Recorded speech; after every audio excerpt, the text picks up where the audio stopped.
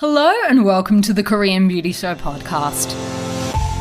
I'm your host, Lauren Lee, K-beauty expert, the founder of Korean beauty brand Jellyco, and the founder of Style Story, where you can shop, learn, and explore the world of Korean skincare.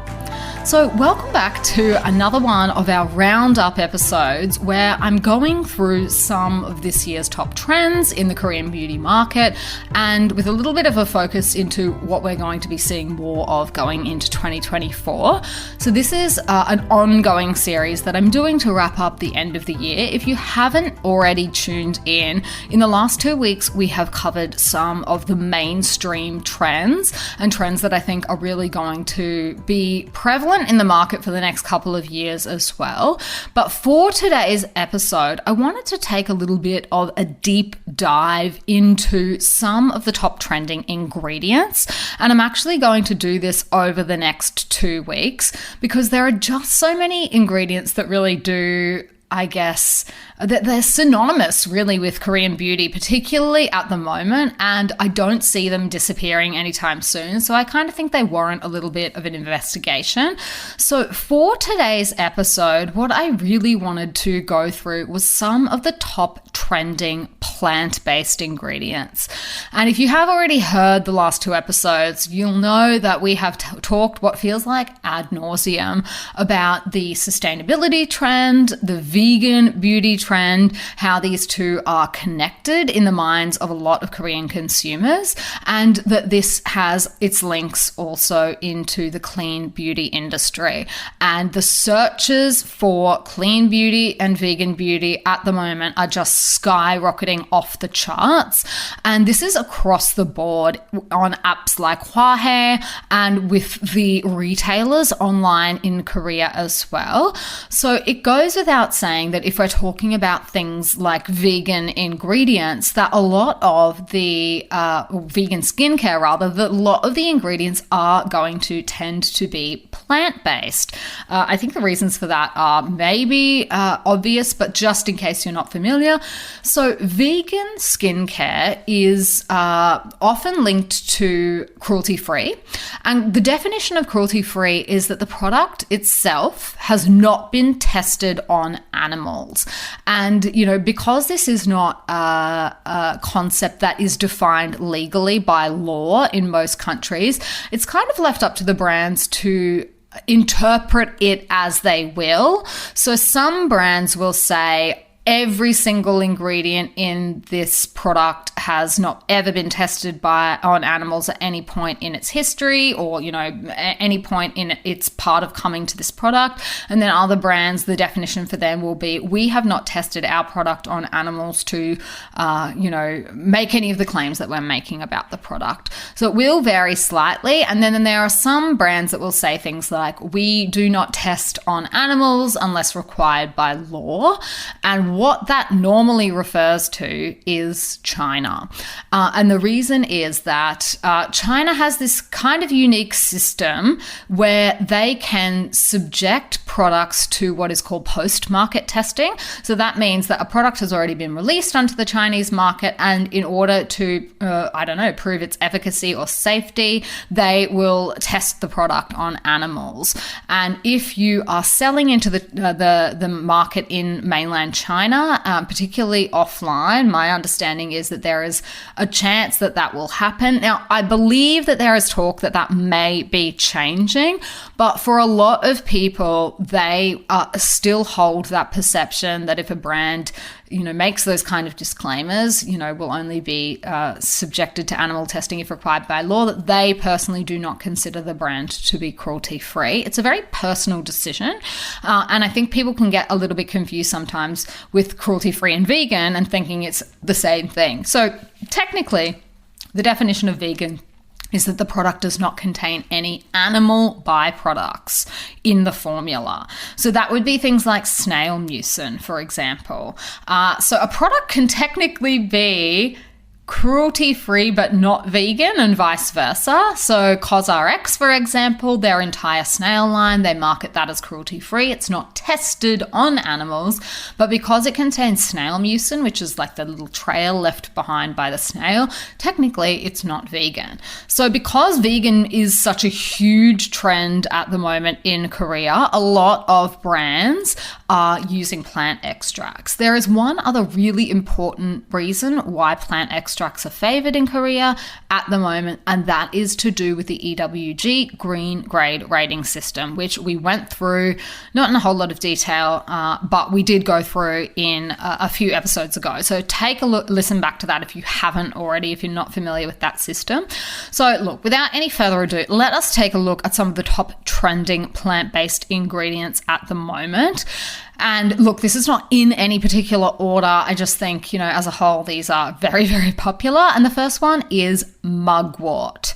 So mugwort is very familiar in Korean skincare because it is actually very common in Korea. So it's eaten. You will find it in all sorts of weird and wonderful things, from cake all the way through to as a root.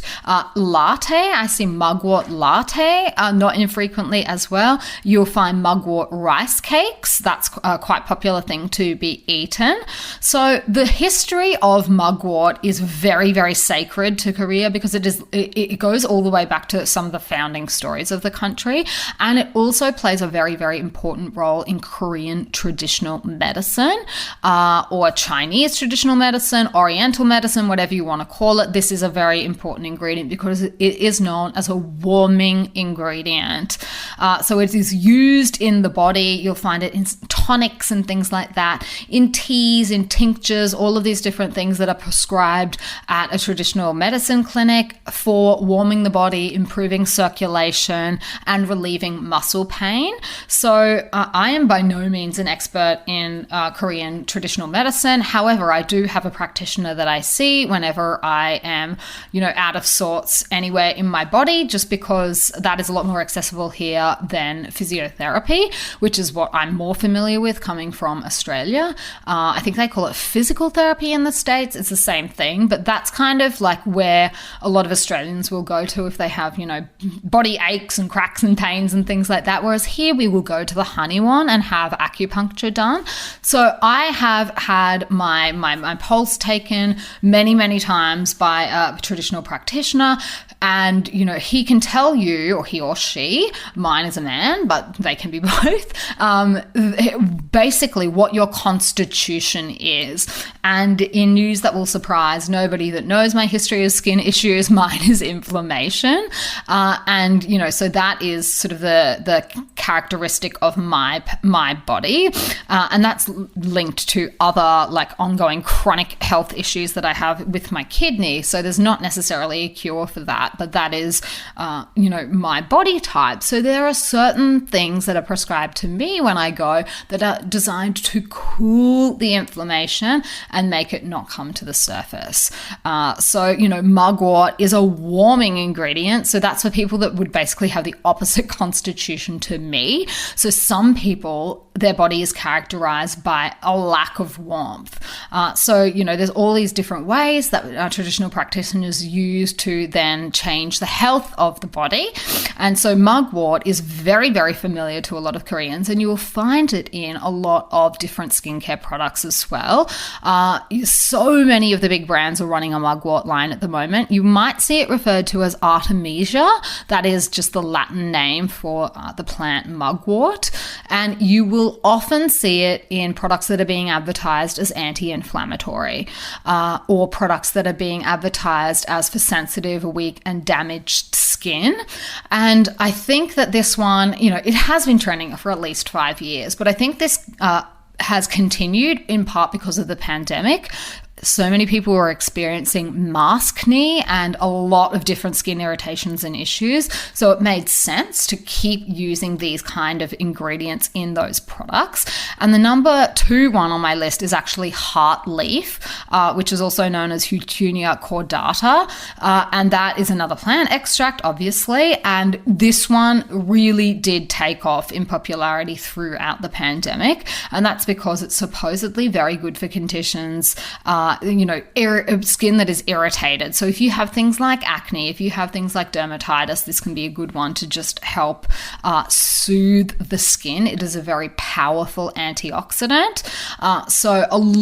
So many different products that are really trending. A lot of the top ones on the market, which I will go through in later episodes, that these will have Heartleaf in them. And I think that, Heartleaf and Mugwort kind of go hand in hand. So many different brands are running an entire line of Mugwort products, for example, or an entire line of Heartleaf.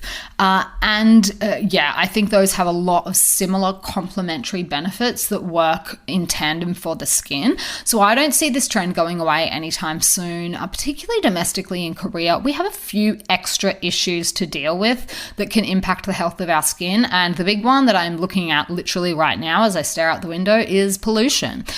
So Korea gets very, very terrible pollution at certain points in the year.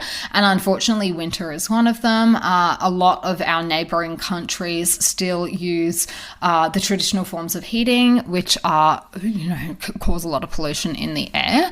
And a lot of that then blows over to Korea.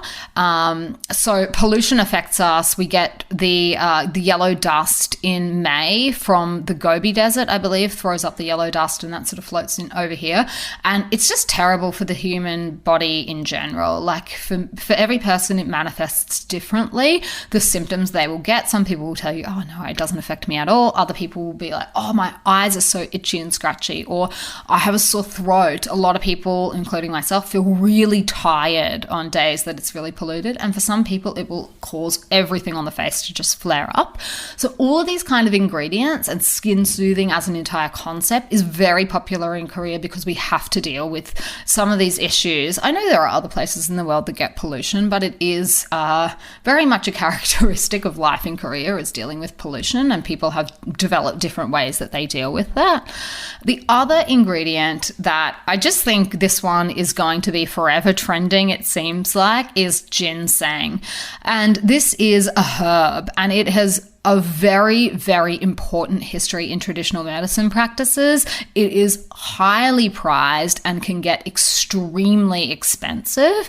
And it's a really common gift to give to people that you work with, or maybe, who have done something for you as a way to improve their energy.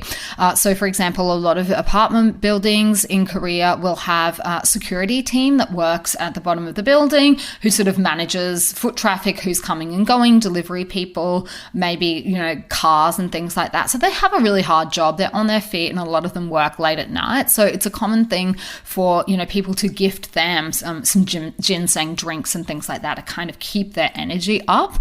And this has been used and incorporated into Korean beauty products for many, many years at this point.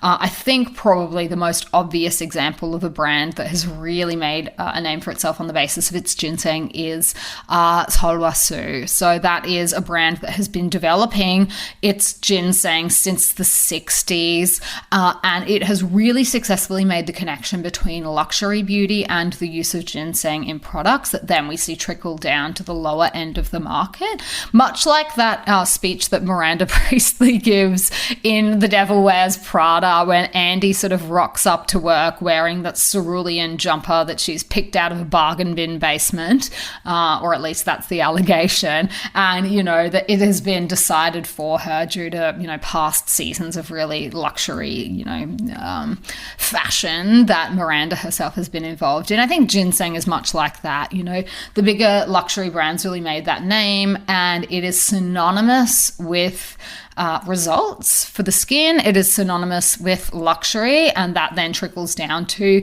the cheaper end of the market. I'm not going to call it the bargain basement bin, but let's be honest, the cheaper end of the market. You can definitely pick up some not so expensive ginseng products these days. And you will, if you are a regular listener, already know my thoughts on all of that, so I'm not going to go through that again. But suffice to say that there is a difference between the kind of things that you'll find at the higher end of the market and the lower end of the market, as there is in every industry, as I'm sure there is in fashion as well. But that's not something that I'm as familiar with. Now, the other top trending plant-based ingredients, this one I feel like could have been on every year's list that we have done for the past few years, and that is Centella asiatica. It just doesn't seem to go away. It's also referred to as Sika, tiger's grass, and this is another one that has just been used for centuries on damaged skin.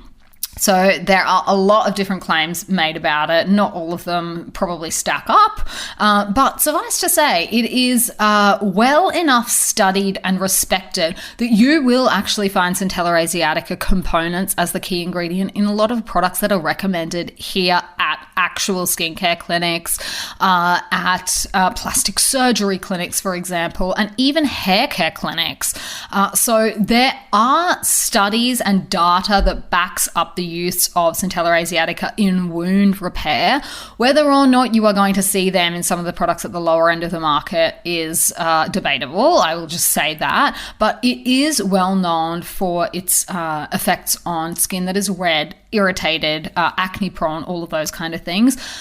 I think at this point in time, most Korean beauty brands at least have launched a product, if not multiple products or an entire line based on Centella asiatica or Sika in the past 5 years. Like, I cannot think of too many brands that do not have this in some of their products. It would be unusual just because it's such a keyword, such a key trend, and taps into a lot of the things that people are looking for in their skincare products as well.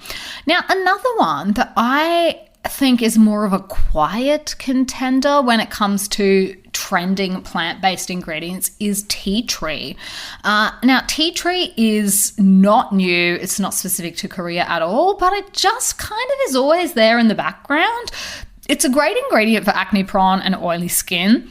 It can help calm the skin, clear it of redness, and it's used by a lot of brands. Tea tree leaf water is probably more used than the oil itself, but it's used in a lot of the AC lines, which are like the code for acne in Korean beauty, and for those with problem skin. So those are the key products that you'll see it in. Now, are there more plant ingredients? Yes, there are, but I think these are the ones that really have,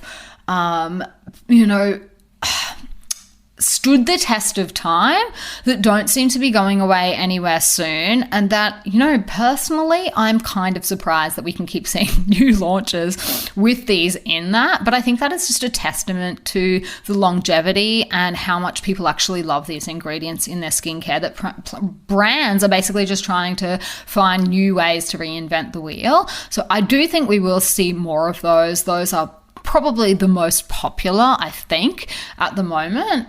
So look, they were the plant-based ingredients. On next week's episode, I'm going to look at some of the other things that are trending in the market, but I'm going to leave it here for this week. I hope you did enjoy today's episode, and if you did, I would love it if you could stay subscribed, leave us a rating if you can, if you can afford time to just click on the 5 stars. You don't even need to leave comments, just even 5 stars would be amazing. And until next week, I will see you on Style Story.